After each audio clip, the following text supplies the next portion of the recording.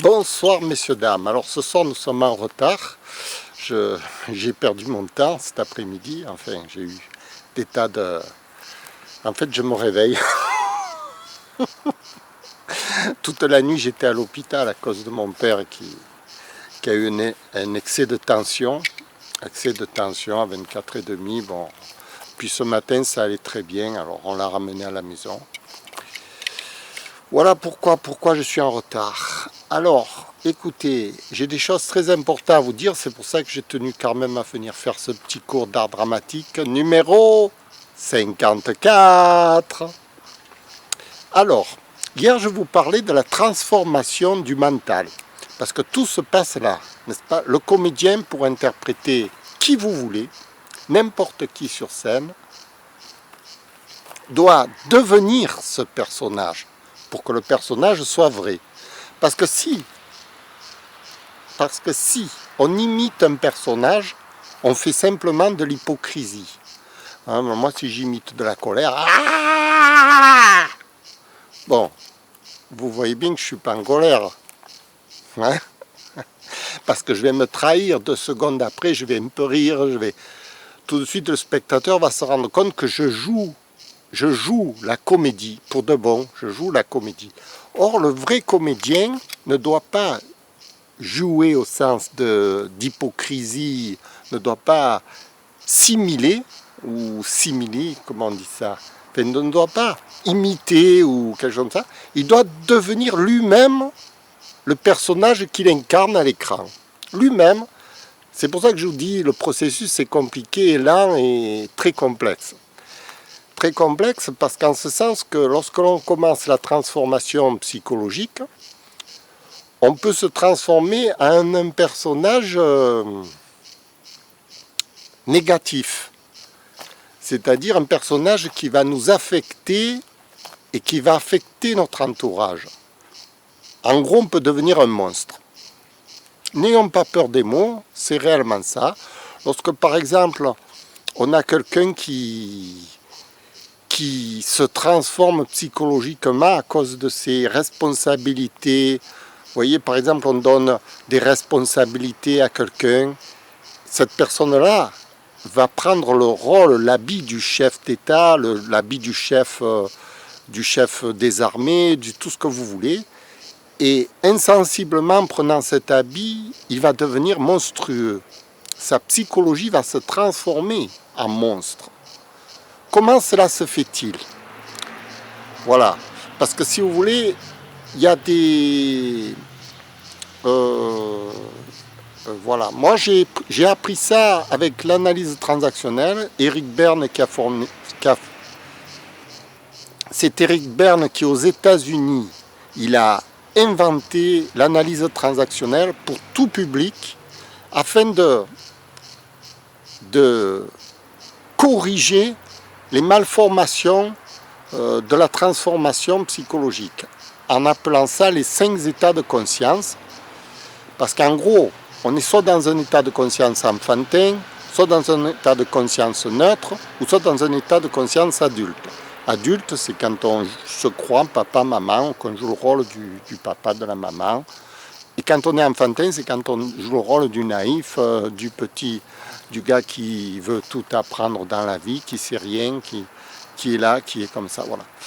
Et alors, dans ces 5 états de conscience qu'il a déclarés, il y en a 2 qui sont très dangereux. Très dangereux pour soi et pour les autres.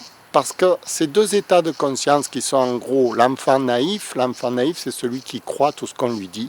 Cet état de conscience est très dangereux parce qu'on va croire à un gourou, à n'importe quoi, on va jouer.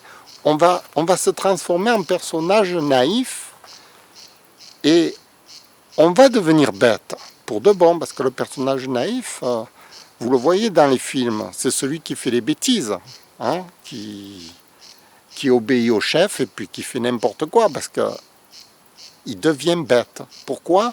Parce que son esprit n'est plus en raison d'analyser la situation et de comprendre ce qui se passe, et même de déceler qu'on lui ment. Vous voyez, c'est la naïveté qui est poussée à son extrême. Ça s'appelle l'état de conscience de l'enfant naïf. Lorsque l'on joue la comédie, par exemple, lorsque je jouais Ivan Ivanovitch a été un enfant naïf au départ, puisqu'il s'est fait dominer par sa femme dans tous les domaines. Elle a joué à la maman et lui au petit bébé, au petit enfant. Ce qui arrive souvent dans les couples. L'homme, il est souvent le chéri de sa femme, vous voyez, mais dans le sens, il devient l'enfant naïf. Et alors, il rentre dans un état de conscience où il gobe tout ce qu'elle lui dit.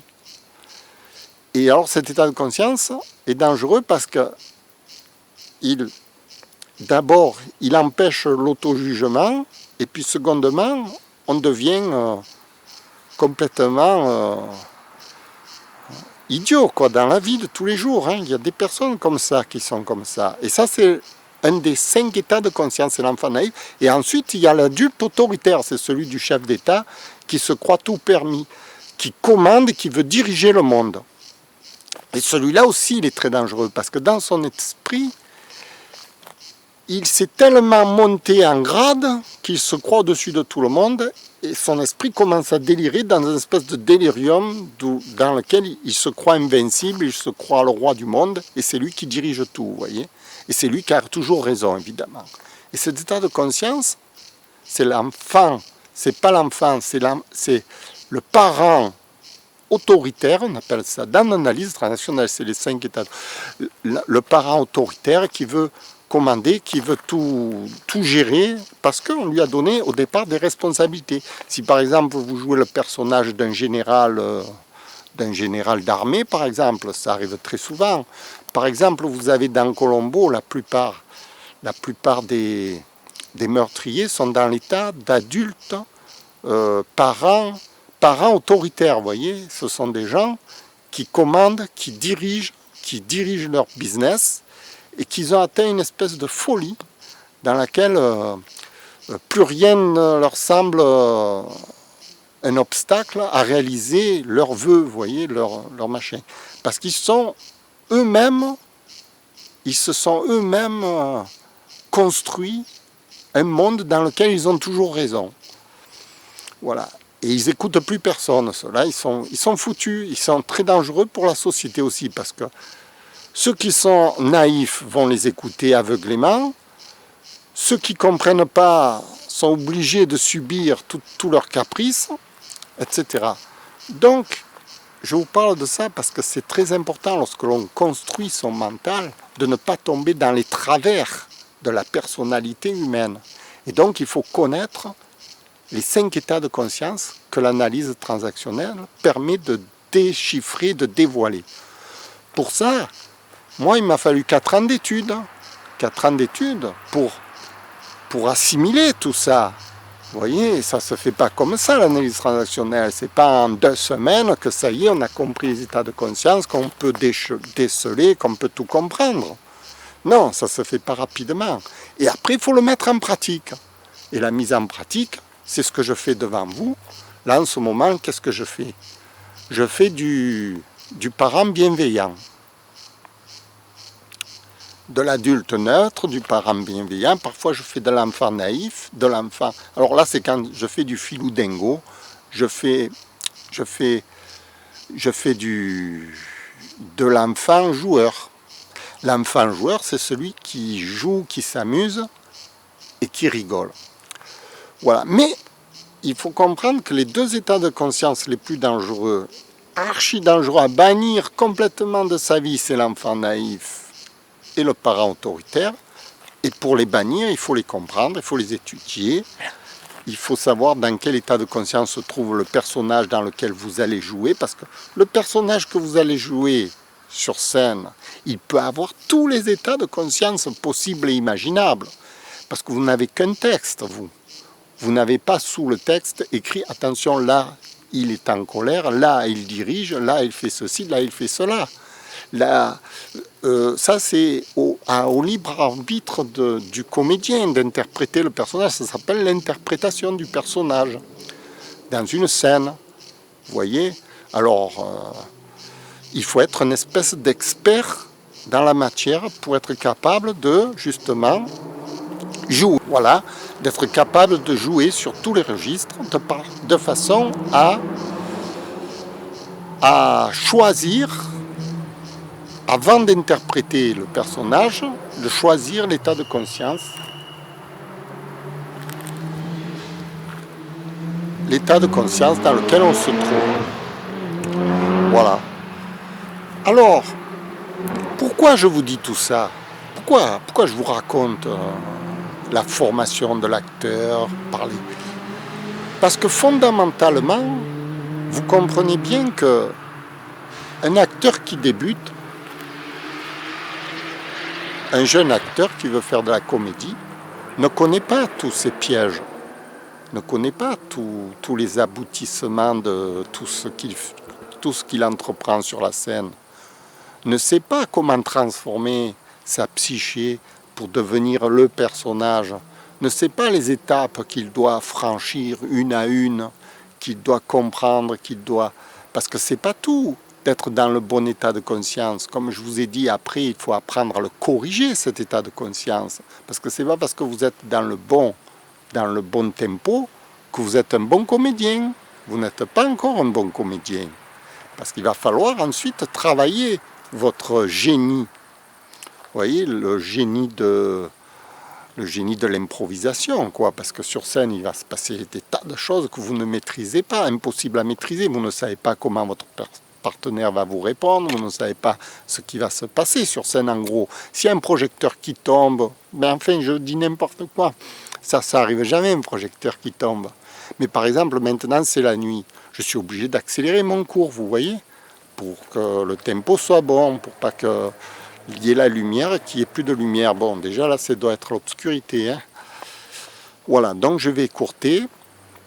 Écoutez, je voulais juste vous faire prendre conscience que tout ça, ça se fait dans des années et que les grands qui ont réussi n'ont pas atteint le personnage, n'ont pas atteint la comédie, ne jouent pas la comédie tant qu'ils n'ont pas fait au moins 15 ans d'études dans tous ces domaines, psychologique, interprétation, amélioration du jeu. Et au bout de 15 ans d'apprentissage, à peine on débute. On débute. Vous voyez, moi, par exemple, ça fait 30 ans, je débute à peine devant la caméra. À peine je débute, je peux faire des cours. Je peux faire des sketchs. Je débute. Qu'est-ce que vous voulez que je vous dise? Bon, qu'est-ce que j'ai joué dans ma vie? J'ai rien joué encore. Le public ne me connaît pas. Mais au moins, je sais que si je fais quelque chose, je vais le faire bien maintenant. Je ne vais pas me détruire dans un personnage au contraire, je vais enrichir les gens. Parce que j'ai pris le temps de devenir une espèce de... Moi, ce qui me plaît, le terme le plus, c'est un expert. Voilà, il faut être un expert pour pouvoir un peu contrôler le monde dans lequel on est et puis pouvoir apporter sa pierre justificative. Voilà, c'est très important. C'est très important. Vous êtes au devant de la vitrine, vous êtes obligé d'être l'exemple. Quand on est devant le public, on est obligé d'être un exemple, on est obligé de donner le bon exemple. Voilà, c'est pour ça qu'il faut être un expert, sinon c'est pas la peine.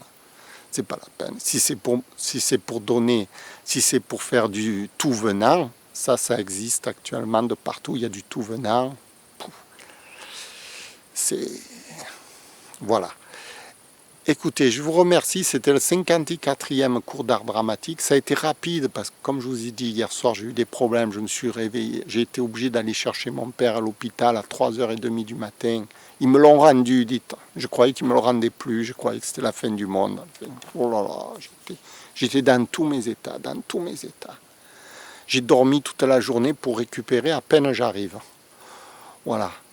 Écoutez, tout va bien, ce soir il va reprendre la tension, je pense que c'est normal que sa tension est montée, parce que c'est quelqu'un de très sensible, un rien l'emballe, vous voyez, voilà, parce que moi je le vois en forme, il n'y a pas de problème, il n'y a rien. Écoutez, je vous remercie d'avoir écouté mon 54e cours d'art dramatique, et je vous dis peut-être à demain. Au revoir.